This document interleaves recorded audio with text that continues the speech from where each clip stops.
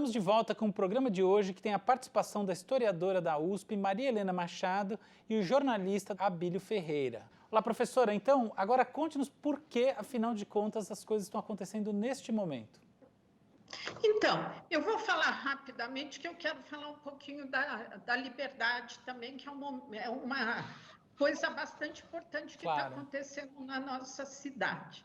Eu acho que em relação ao George Floyd e a emergência desse movimento antirracista, como disse o Abílio, na história não tem coincidência, tem uma confluência de fatores e, obviamente, que nós não podemos prever, né? Mas eu acho que a gestação de movimentos de base, de movimentos étnicos, de movimentos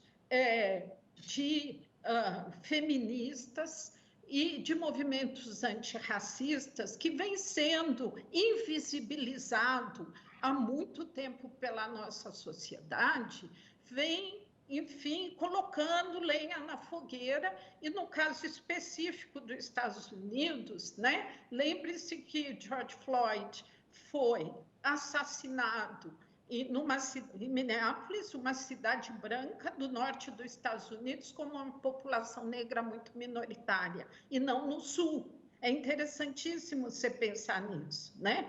Mas eu acho que o movimento Black Lives Matter, que parecia fadado a estar num grupo fechado, ele se expandiu para a sociedade toda, né? Porque, na realidade, a questão do racismo, obviamente, que é uma questão prioritariamente que tem a ver com os africanos e seus descendentes, mas ele tem também a ver com a sociedade como um todo. Todos nós somos responsáveis e todos nós temos obrigação de agir e nos confrontar.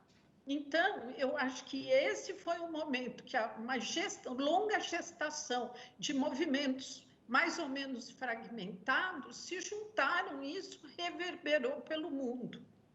Agora, passando para a questão da nossa cidade, né? É muito importante o que está acontecendo em relação à liberdade, exatamente para nós pensarmos na questão do passado e da invisibilização da população negra na cidade de São Paulo, que é uma invisibilização histórica.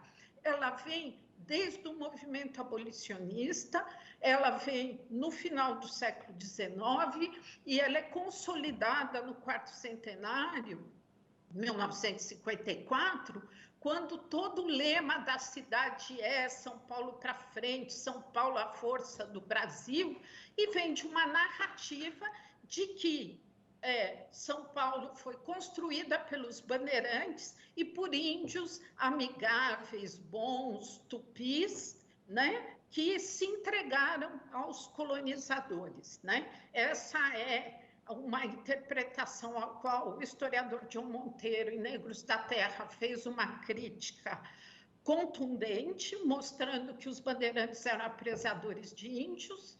Mas a província de São Paulo, o estado de São Paulo, a província de São Paulo foi uma província escravista, com ampla e vasta população escrava.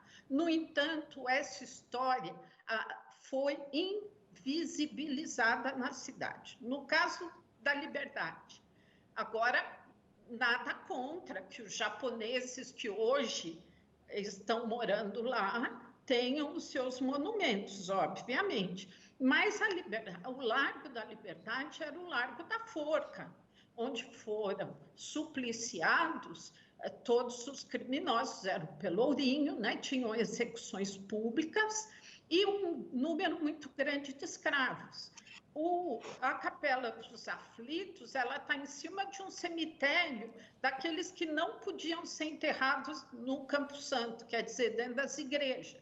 Então, um cemitério de indigentes, de escravos, de pessoas livres, empobrecidas, e essa memória desapareceu. O grande herói do Largo da Forca foi o soldado Francisco das Chagas, o Chaguinha, que que foi um soldado negro que serviu um batalhão em Santos, em 1821, durante o governo provisório, organizou, junto com outro colega, uma grande revolta nativista.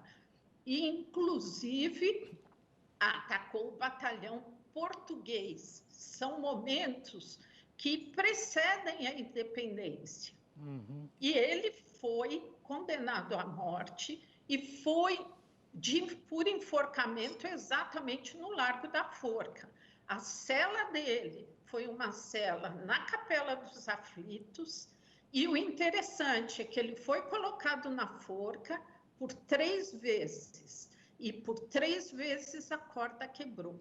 E era costume que se desse, na primeira vez que a corda quebrasse, se deveria dar clemência. O enforcamento não podia continuar. Ele foi colocado 3 vezes na forca e cada vez que ele sobrevivia, a população gritava: liberdade, liberdade. A 3ª vez ele ainda caiu moribundo, mas vivo, e foi morto a pauladas. Essa é a história do Largo da Forca, que se tornou o Largo da Liberdade. A Capela das Almas, que hoje é um lugar de peregrinação, foi construída em homenagem ao Chaguinhas, um soldado negro revoltoso e nativista. Cadê esta memória?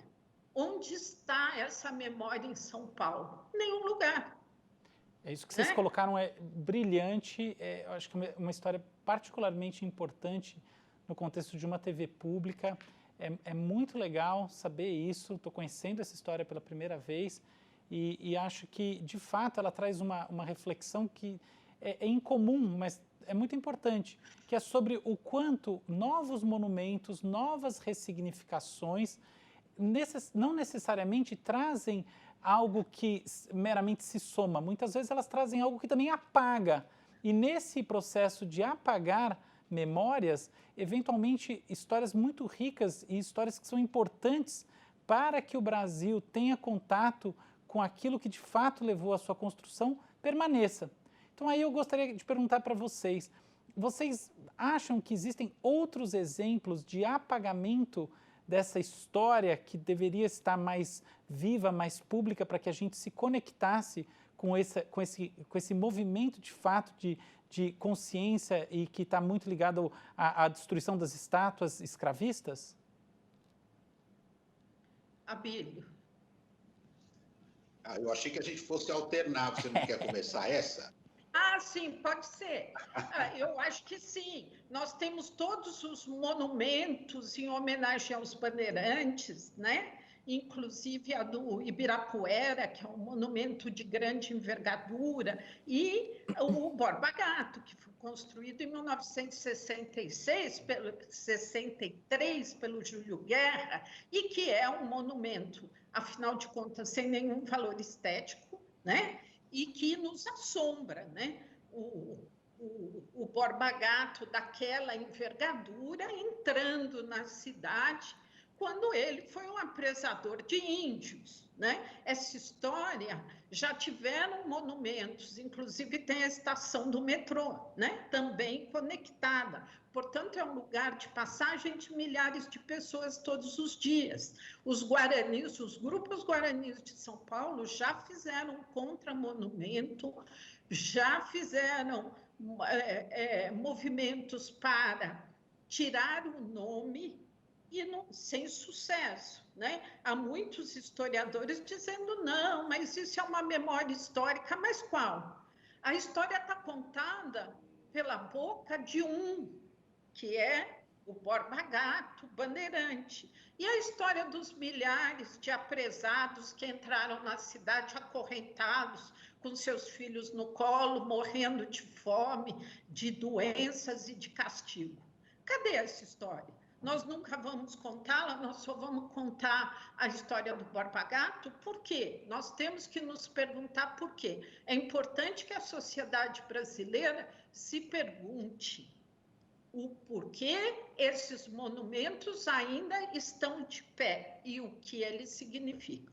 E eu, só para terminar, quero dizer que hoje o grande Luiz Gama, né, que era chamado de Rábula, mas hoje nós sabemos que ele foi advogado, está sendo homenageado de diferentes maneiras. Nós temos até o Instituto Luiz Gama, mas ainda falta reconhecer o papel desse homem que nasceu livre, foi vendido como escravo aos 10 anos pelo seu próprio pai, branco, e que se alforria aos 17 anos, se alfabetiza e se torna um dos maiores intelectuais do século XIX. Eu não vou falar intelectual negro, um dos maiores intelectuais com pensamento jurídico, com pensamento poético, que foi extremamente significativo. Eu pergunto, onde está a consagração do Luiz Gama como um grande nome da história do Brasil? Será que nós estamos fadados aos borba-gatos? Brilhante. A gente vai fazer um intervalo e, na volta, a gente vai ouvir o Abílio sobre esse mesmo ponto.